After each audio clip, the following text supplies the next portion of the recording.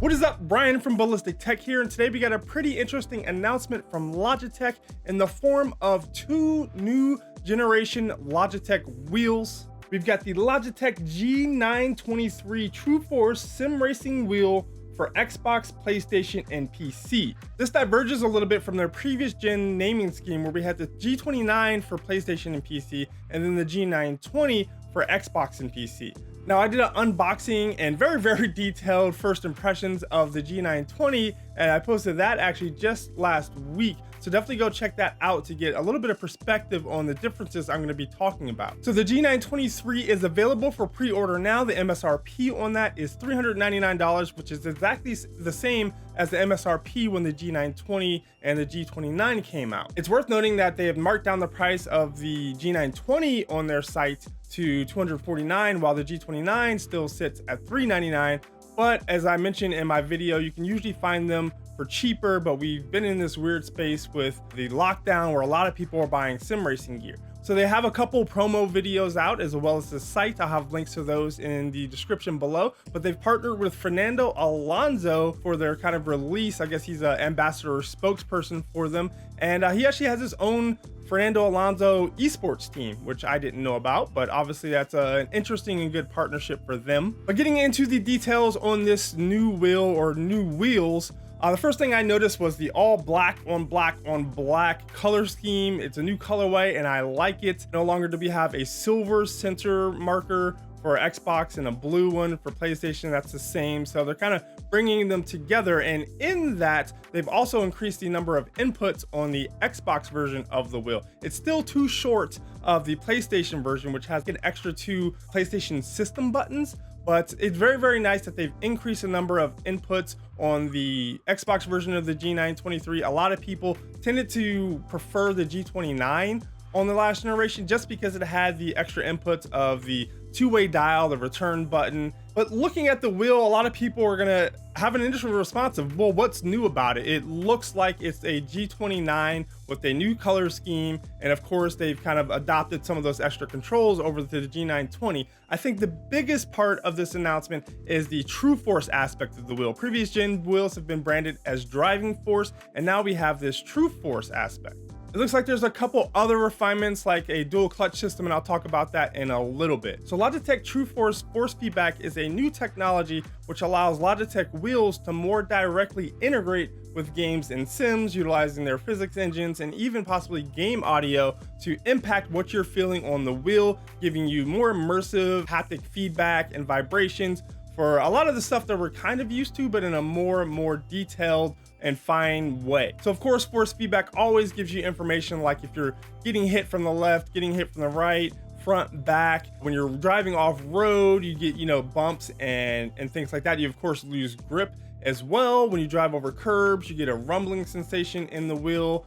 When you drive on a slippery road or you lose grip or go into a slide, a lot of times the wheel will go light. And from Logitech's literature, it seems like this is a lot of the time has to get a little dumbed down from all the information they have in the game sim to when it gets to the wheel, they need to dilute that and degrade that because of technology reasons, going over, USB limitations of the hardware on the wheel and things like that. But with the TRUEFORCE, they've got an upgraded firmware which controls the torque and response of the motors in a better way, and they're holding a lot faster. In sim racing, you don't have a connection to the car, so you're getting most of your information through your eyesight and of course your hands on the wheel. So the least amount of lag and the most amount of responsiveness you have allows you to react as fast as possible.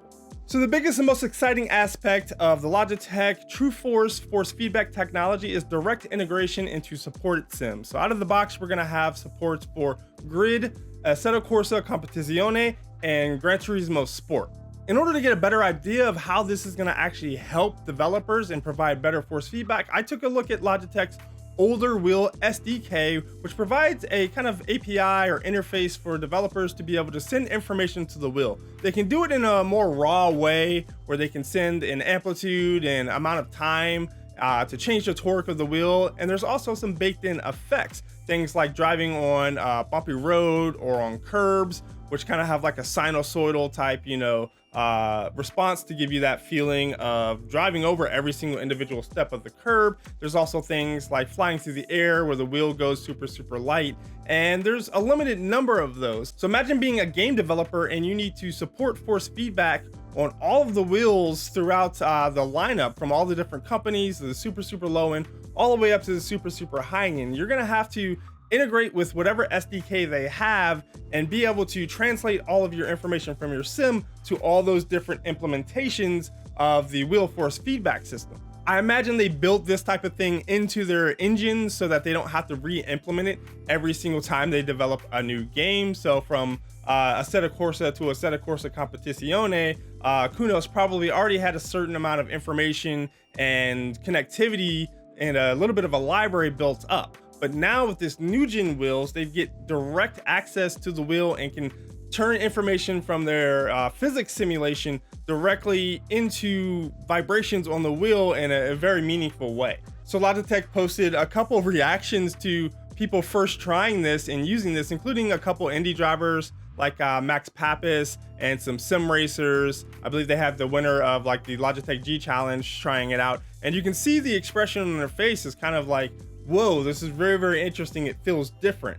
Another feature I thought was pretty interesting was labeled dual clutch launch assist. This is something we see in real race cars to help launch the car in standing starts, but also in more expensive sim racing setups where they actually have one or two clutch paddles, which are kind of like potentiometer based paddles. What this does is let you dial in a specific bite point so that when you're trying to launch the car, you can get the clutch released right to that bite point where the flywheel and engine are going to start to meet and move the car forward. You can then release the second clutch, which will give it full contact, and it gives you a much smoother launch. You don't spin your wheels as much. You get the traction to the ground, which is of course really important. On the site, it does note that this is only for supported games, so we'll have to see which games support it. Hopefully the 3 games that have the TRUEFORCE integration will also support this launch system. I've definitely struggled with getting clean launches in games with standing starts, and one of the streamers I watched, Dan Suzuki, he actually just put out a video on getting the best launches in iRacing using dual clutch systems, either with real paddles if you have them, or if you don't have them, with virtual joysticks and controllers in order to map it so that you can get that specific bite point you want. But if this Logitech system works well and is supported in the sim you want, then you don't have to worry about doing any of that. So that's pretty cool. It kind of democratizes a dual clutch system. Up until now, only pretty high-end wheels or DIY or very boutique-y stuff typically supports that.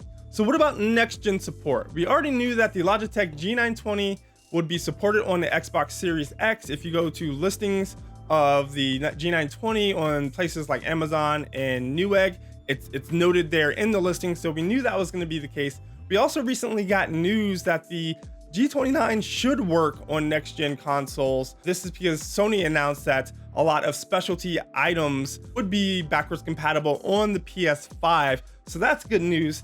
That also leads me to believe that the G923, being a current gen wheel supporting Xbox One and PS4, should be supported on these next gen consoles as well. So besides the new colorway and upgrade to the Xbox controls, it seems like the overall construction, look and feel of the G923 is pretty similar to the last generation with the G29 and G920. Most of the specs are going to be the same, 900 degrees of rotation, probably the same torque. We didn't see any information about higher torque numbers or different motors. The pedals seem to be pretty much exactly the same. Overall, I've grown to like and really enjoy and appreciate the progressive brake system in the G29 and G920, so I'm assuming I'll like it in this next generation wheel. So that is pretty much all the information I've been able to gather talking with people from Logitech and on their website. I'll of course do updates if I'm able to get my hands on the wheel.